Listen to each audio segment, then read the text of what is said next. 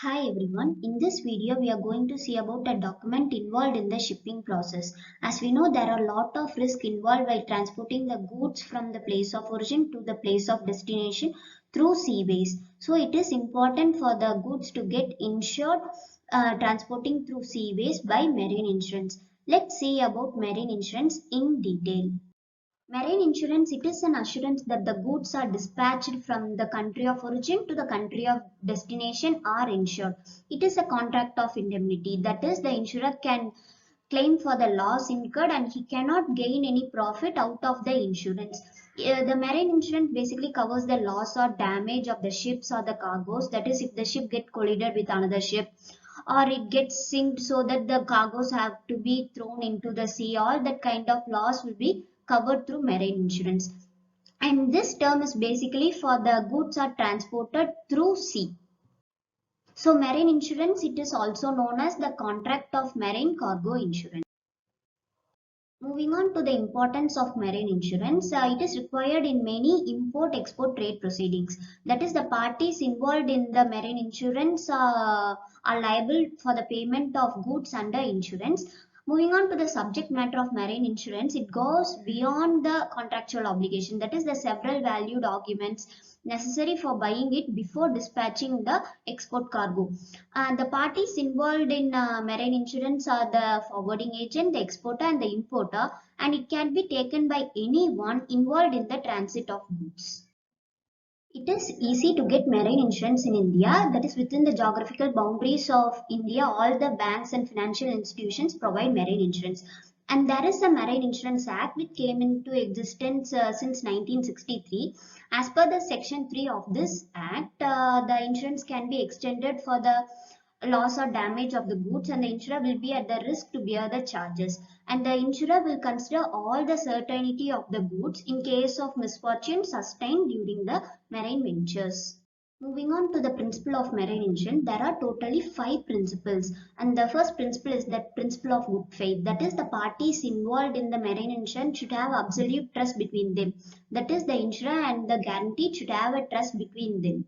And next is the principle of proximate cost. That is, the marine insurance covers only the adequate cost of loss. Next is the principle of insurable interest. That is, the parties in the marine insurance should have an insurable interest. That is, any object presented as a marine risk and the assured covering the insurance of goods or both should have a legal relevance.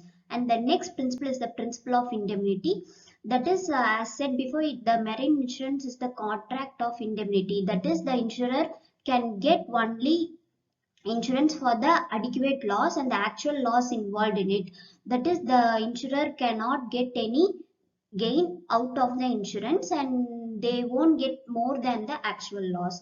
Next is the principle of contribution. That is, the parties, that is the insurer and the guaranteed who involved in that marine insurance should contribute equally for the risk coverage of the goods.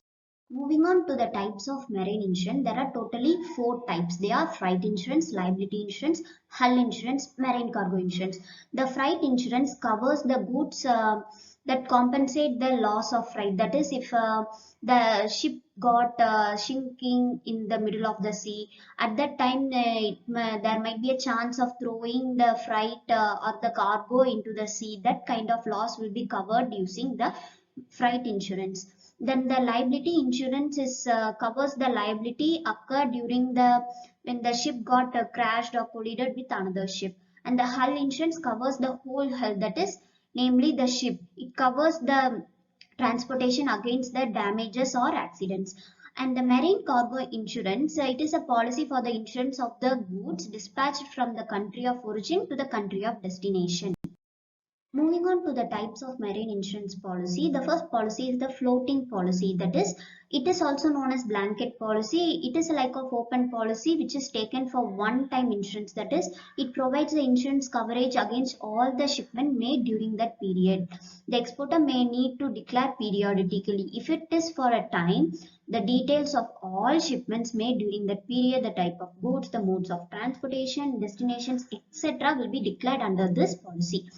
And the next is the voyage policy. It is like of single lot or consignment policy. That is, the exporter needs to purchase insurance cover for every time and for the transportation of goods from one place to another. It is a major drawback. So cover that.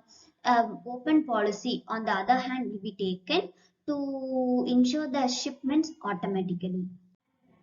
And the next one is time policy. That is, this time policy covers for a specific voyage. That if it is for a 1 year period means any consignments done during that period will be covered under time policy.